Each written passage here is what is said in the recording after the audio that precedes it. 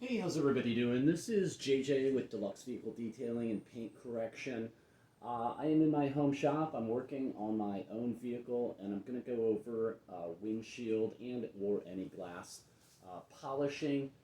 This does particularly address the issues of curved glass in a windshield. That's where most of your problems are really going to be with glass, with the wiper blades going back and forth, maybe a little pebble or something got caught in there. Maybe the wiper blades were old. I got this car a while back and it was not very well maintained. And so I've got a bunch of wiper marks I just want to take care of. And I'm going to bring you along for the ride. So first off though, I'm going to just go over a few items, a few tips and tricks, and then I'm going to get right on with the polishing of the windshield. All right? So first off, you need good lighting, right? I have two banks of two 5000K lights. I did mention that on part one, and since I am mentioning this, this is part two. So go back to part one, hit autoplay on your YouTube. I will upload them in reverse order, and then you can just follow along with the whole thing, since I probably will switch up the titles a little bit throughout this series. I think it's probably going to be a four-parter, because I am going to install two different types of one ceramic and one Teflon coating from Dallas Paint Correction with the TMR. That's their top of the line marine and RV coating, but it's fine on glass. I've done it several times. And also Underdog Pro Sauce.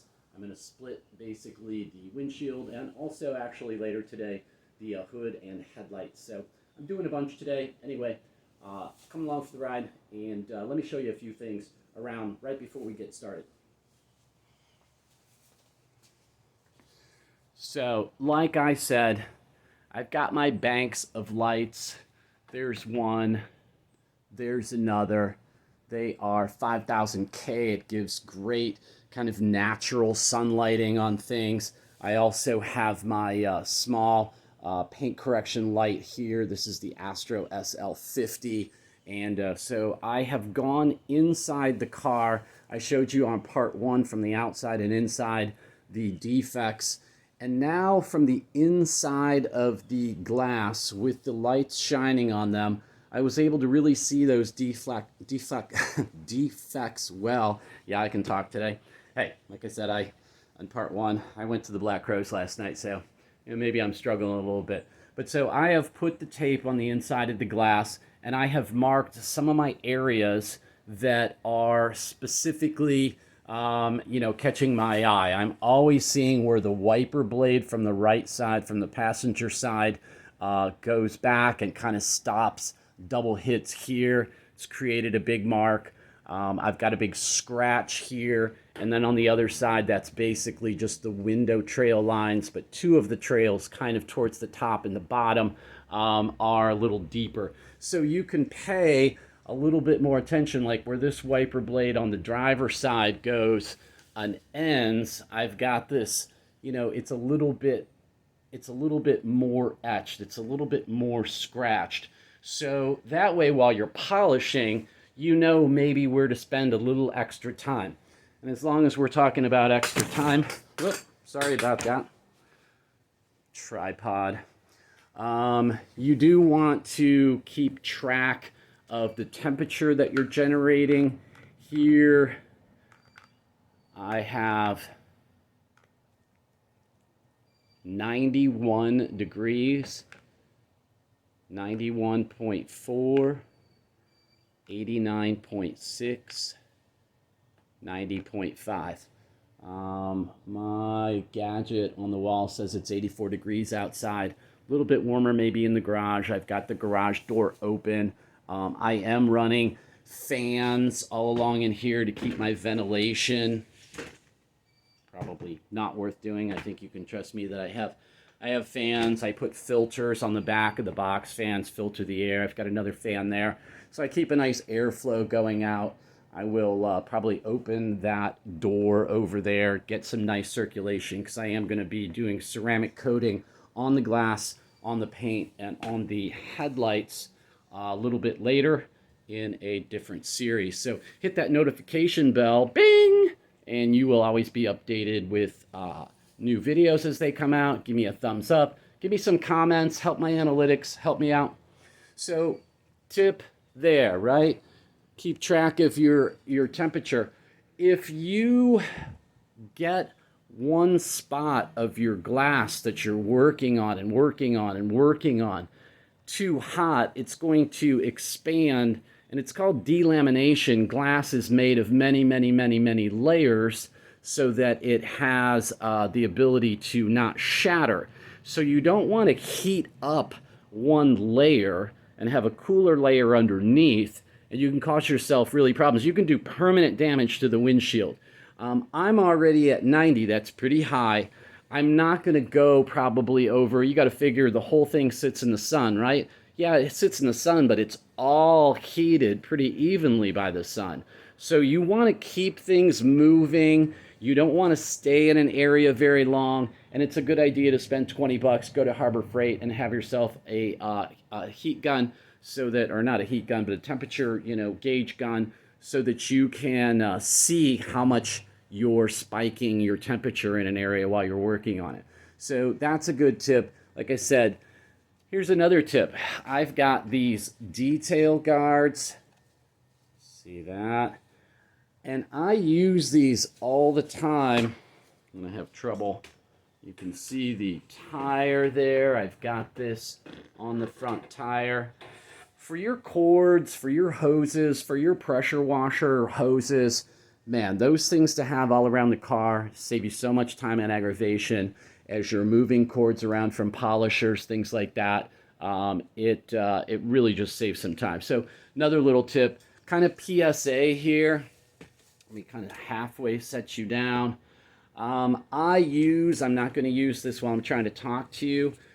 This is a Fight Tech. I saw Larry Cosilla from Ammo using these. They are very efficient dust masks. Yeah, I'm gonna have trouble today. But anyway, they have these nice inserts. You can see I've got dirty ones there. I wait till they're all dirty and then I clean them. I've got some cleaner ones. I actually found this during COVID. Kind of hard to find masks, so this was a little less expensive, and they fit the Fight Tech masks, which I had problems getting. But these are a real nice item to have. They've got instructions with them, real simple. These help you expel air out, so they wouldn't necessarily be good for COVID, but you're breathing air in through these vents and then through these cotton panels, which can be washed. And I'll show you here, it looks relatively clean on the outside, but they get dirty, your face sweats on them, all that. Not super comfortable, but a lot more comfortable than a respirator, although less efficient. But when you're using cerium oxide in a product like the Ceriglass that I'm about to show you, that is a dangerous material. It's very hazardous to the lungs. It's got a lot of warnings associated with it. And you just want to be smart, right? So, I'm going to try and bring you in here. I'm going to zero this up a little bit more. A little too much. Okay. So I'm going to concentrate you on this half of the glass, right? All right. So, I've got my dual action polisher. Any dual action polisher will be fine.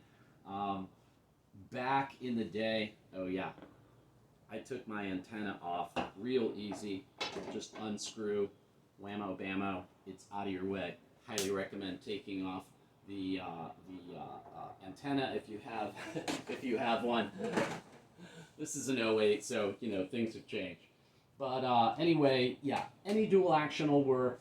I love my Rupes Melee. It does not stall. This is a direct drive gear driven machine. It is awesome. Love it. I have many, many polishers to choose from. I believe this is a 8mm throw, and just a great quality tool. So I also have my Buff Bright to have the light on with it.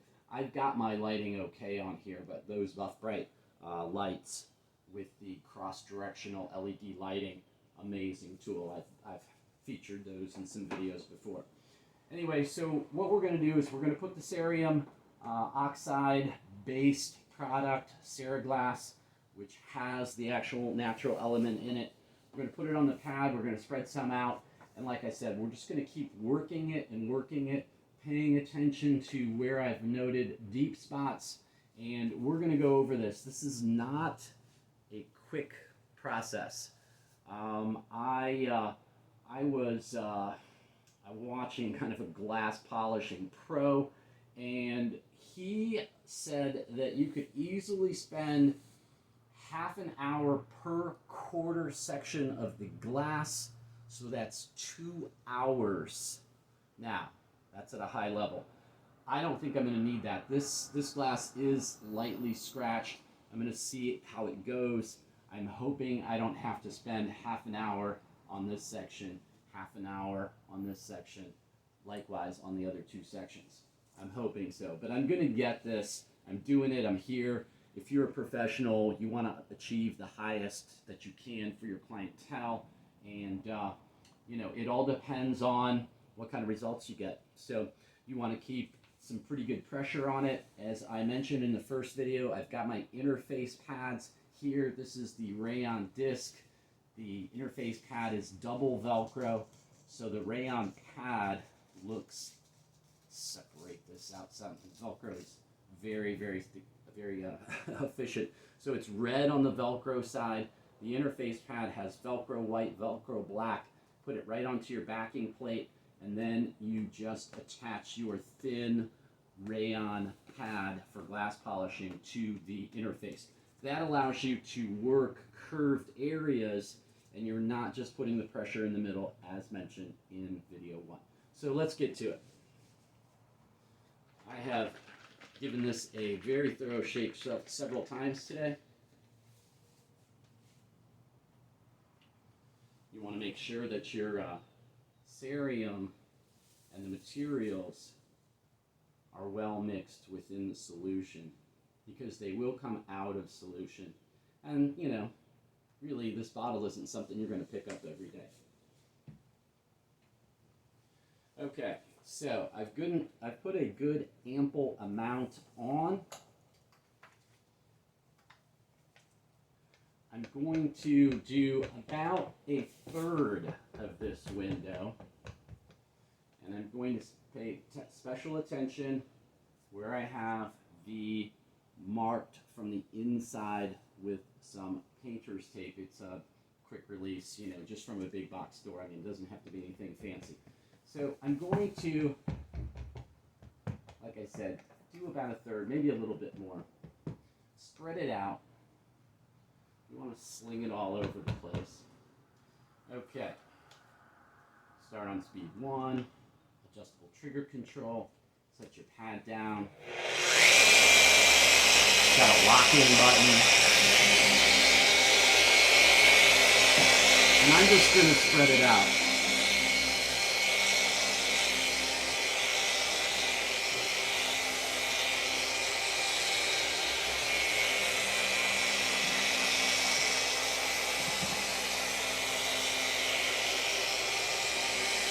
That's just speed 1. I'm going to turn it up.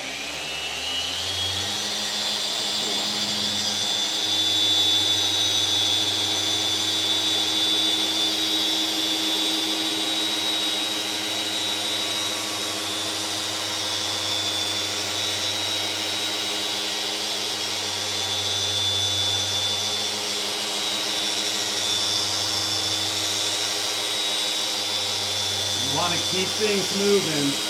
You don't want to go 1 inch per second and just be crawling along it. You're going to build up too much heat.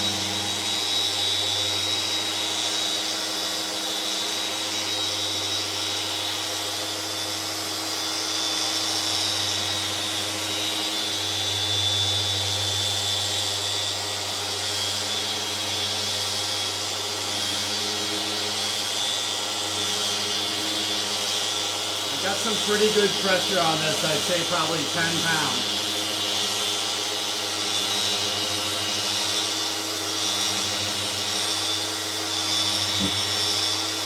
Okay, now I'm going to spend a little extra time on these problem areas. I'm going to put the heat gun on it right away.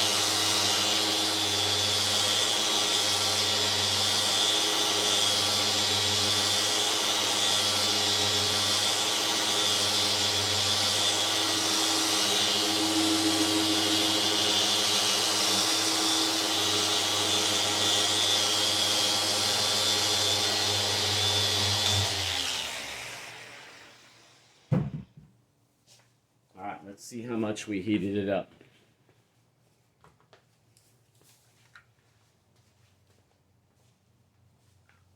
Ended with this one. 94.1, 93.5, 94.7, 93, 94, 94. So we really only went up maybe 4 or 5 degrees, right? Very safe. But you saw how quickly I was moving. Very important, do not, under any circumstances, keep on one spot for any time. Keep things moving. Now, that was quick. I'm not going to do a 2-hour video of me going back and forth on glass. It's a waste of everyone's time. But I am going to take my Eagle Edgeless from the Rag Company. Yes, I ordered them on Amazon. Now, what I want to show you is this sticks. It's hard to remove. What you want is to take some distilled water and help yourself remove the residue. I'm pushing down. I'm really trying to remove this stuff. I don't know how well you can see, but part of it is I'm working on a hot, humid day. I'm going to go over this a couple times here and try and remove as much as I can. That's the fluffy side. That should be grabbing a lot. Go to the non-fluffy side. Does it really have a change of effect?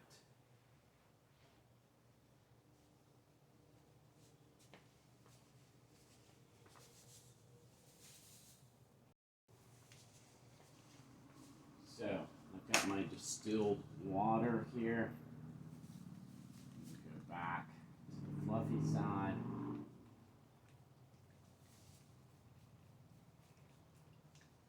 Just moisten things up a little bit. And you will see that, or at least I can see. I don't know what you can see exactly from that angle. That it really helps remove just a little bit of water. It really helps remove the product because it is sticky. You know, as I mentioned in video 1, cerium oxide, very difficult to use, not very forgiving.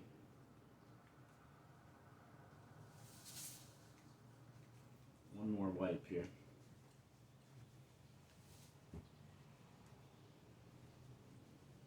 Now, for some of you that are about to, you know, put a 1-year coating, you're not trying to do glass correction, you're just trying to get a very nice, even, you know, clean glass, start with a fresh slate, after you've, fully prepped, you can come in with that cerium oxide, you can polish it quick like that.